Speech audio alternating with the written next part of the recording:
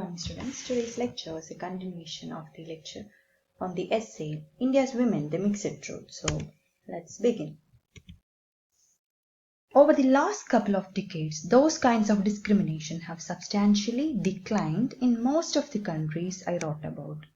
So according to Amartya Sen, to a great extent, there is a decrease in the discrimination in the countries that he writes about. Even though female mortality is still higher than male mortality for children in many Indian states, and the gap is even higher for infants in China.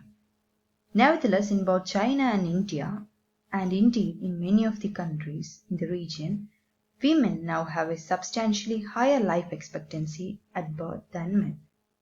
Though in countries like India and China, still there is an increased female death rate. The life expectancy at birth for women is higher than men.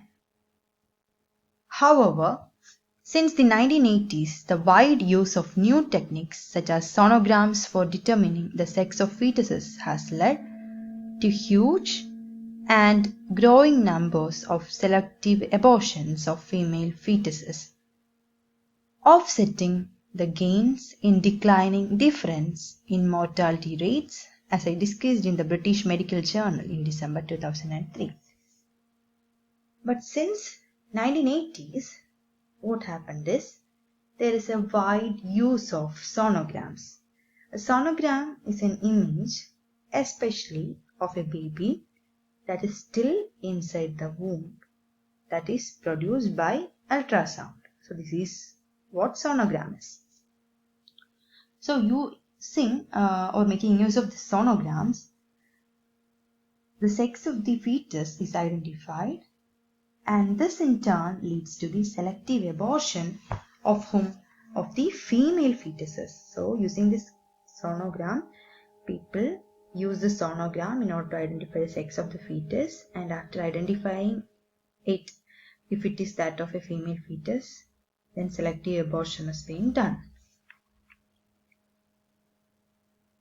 Selective abortion of female fetuses, what can be called natality discrimination, is a kind of high-tech manifestation of preference for boys.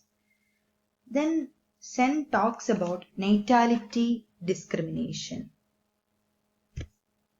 And this natality discrimination, that is the selective abortion of female fetuses, this also shows the preference for boys. So this natality discrimination shows what? It shows the preference for boys and not girls.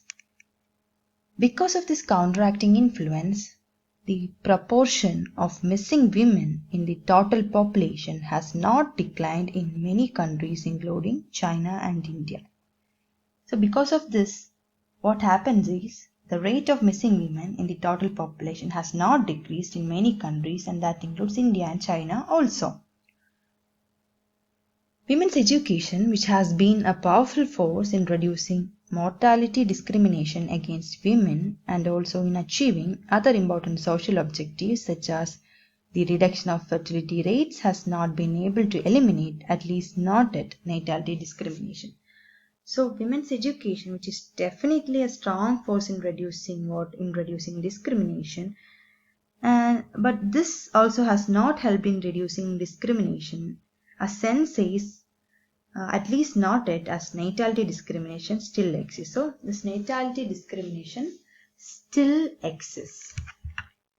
This is all for today. Thank you.